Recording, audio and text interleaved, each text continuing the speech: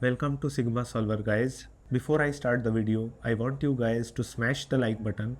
This helps the YouTube algorithm and keeps me motivated. And if you are new here, then subscribe to my channel and press the bell icon so that you never miss an update. So without any further ado, let's get started. So today we are going to solve an important problem in computer graphics, which is basically midpoint theorem and how we actually plot an ellipse with the help of this midpoint method. So the question is, describe the midpoint method to scan convert an ellipse. Hence, scan convert an ellipse with semi-major axis A equals 8 and semi-minor axis B equals 6. The ellipse is centered at 5, 3. So we are given all the details. First, let us understand what is scan conversion. So scan conversion is basically the process of converting a vector graphic, that is any like drawing which is currently present on the screen. It may be handwritten or it may be vector graphic, into a pixelated image. So there will be a matrix with the RGB values, and in that matrix where a particular pixel is placed, we need to determine that in order to convert this graphical image into the pixel representation. So now let us also understand the standard equation of ellipse, which is x minus h whole square by a square plus y minus k whole square upon b square equals 1. Here in question we have a is equal to the major axis, semi-major axis, and major axis is basically 2a. Also minor axis is 2b, right?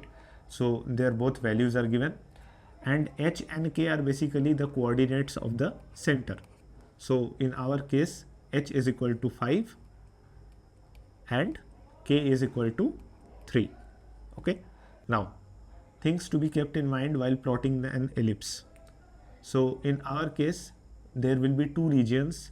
The first will be the upper half of the region and the lower half. And I have only drawn for the first quadrant of the ellipse, and later on you will see why it is like this, because all the other quadrants will basically be the mirror images of the corresponding quadrants, right? So that's why. Now in this case, if we just simplify the given equation, we will get this, and basically we have this function f of xy which is equal to 1, right? Each point, let's say xp comma yp, has a property. So if the function that we have just defined, when we put xp comma yp, if the value comes out to be less than 0, then the point lies inside the ellipse, inside this particular curve. Okay. And like if it is equal to 0, then the point lies on the ellipse, and if it is greater than 0, then it is outside the ellipse. Perfect. Now let's understand the symmetry of the ellipse. So we have the first quadrant of the elliptical structure, and in that we have R1 and R2. So if we see from this point up till this point, then we can say that for x less than xm, basically xm means the midpoint of this part, which actually is a connection between origin and that point. So in that case, y is decreasing slower than x. What does it mean? That the decrement in y as we move from here to this point, the decrement in y at each step is slower than that in x. Okay. So mathematically it can be shown that 2b x minus h is greater than or equal to 2a square y minus k. But like the explanation of this fact is the decrement in y is less than that in x, or you say the change in y is less than the change in x, right? So that is what's shown here. Now if we go to the next part, I mean this part. So in this part you see x is also increasing and y is decreasing, but the delta y will be greater than that of delta x in this part. That is why it is different from a circle. In a circle, they both are always equal throughout the curve, right? But in ellipse, we have this particular phenomenon that the rate at which they change actually changes after a point. So in that case, x is decreasing slower than that of y. Mathematically, it can also be represented like this. Okay, now let's come to actually plotting the curve. So for simplicity, what we will do is basically we will start with the point which is on the semi-minor axis up top, this one. Right. So if it had been origin, then the point would be 0 comma b, right? But since we are given a particular center, so it will be 0 plus h and b plus k. All right. So now let us consider two cases. We have to find the coordinate of a. Let me zoom in a bit. So here what I have drawn is the curve itself, and the way we are going to convert the actual graphic into the pixel image is, first we have taken this particular point, and the next point will either be x plus 1. Let me use a smaller pen. Okay, so it will be either having the point coordinate of x plus 1 comma y, or this one, which is x plus 1 comma y minus 1. Right. What we can do also is calculate a midpoint of these two, which is x plus 1 comma y minus half. So these are the 3 points that we will be relying on to point the next pixel after P. So in that case, we found that A is coming between M and x plus 1 comma y. So in order to keep the calculation simple, we will always resort to the integral pixel values. So we will either choose this one or this one, right?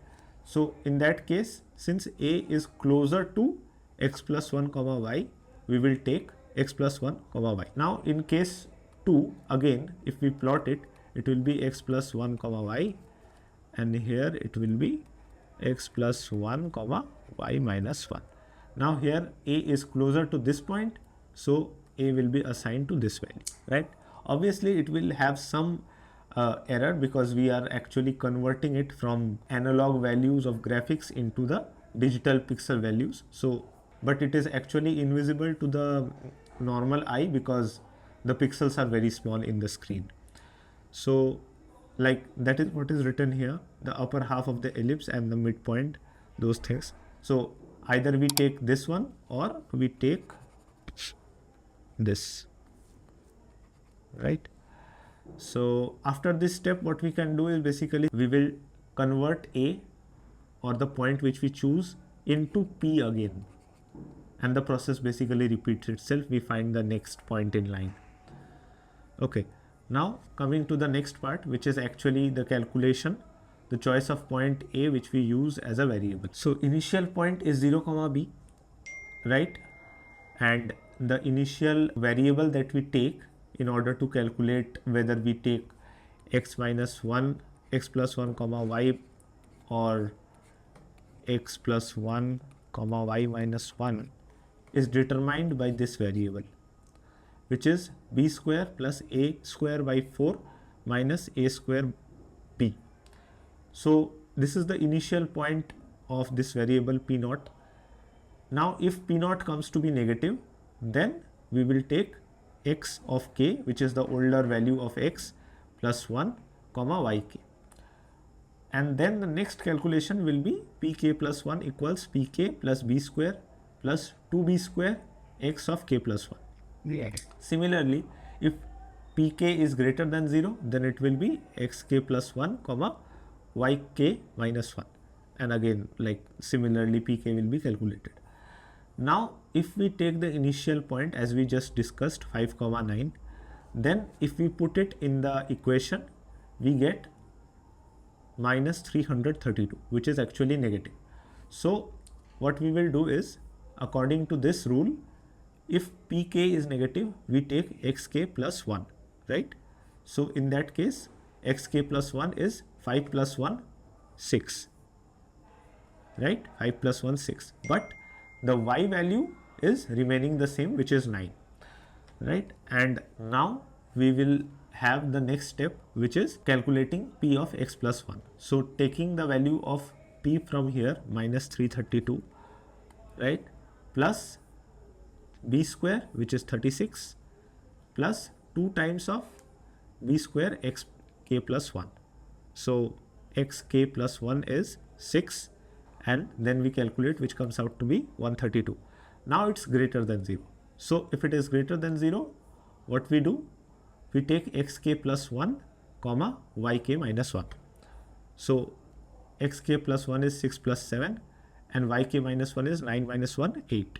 So that's how again the process basically repeats itself, and we do this until and unless we reach the edge of the ellipse, right? So similarly we'll calculate all these steps. So after 9 steps we actually come to the last point in the first quadrant, which is 13,3. And how do we verify that? If we come here, we see that the initial or the central point of the ellipse is 5,3, and like if we add the semi-minor axis, the first point becomes 5,9. So the semi-major axis is 8, right? So 5 plus 8 will be 13, and this one is 6. So 3 plus 6 is 9, right? So then we find out that we have actually reached rightmost point of the ellipse, which is 13,3. In doing so, we have calculated all the points that come in between. So these are the pixel values that will come in between using the midpoint method. Now you might ask that, like, okay, now we are able to draw the first quadrant of the ellipse, but what about the other 3 quadrants, right? So for them, what we can use is basically the symmetric property of ellipse. So what we can do is to plot the other points in other quadrants, we can use this property that the first quadrant is exact mirror image of the fourth quadrant, right? So in order to utilize that, now take the mirror image about y is equal to 3. So if we take the mirror image of y is equal to 3, then what we can do is basically 6 minus 9, which will come out to be minus 3, and the opposite point in the ellipse.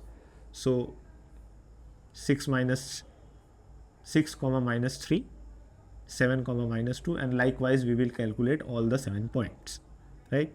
Now we have calculated all the points in the first and fourth quadrant. We can simply take the mirror image about the x equal to 5 line.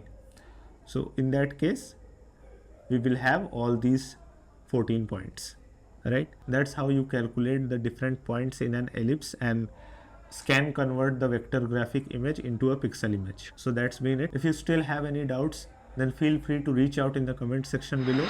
If you liked this video, then give it a thumbs up and subscribe to my channel for the upcoming videos.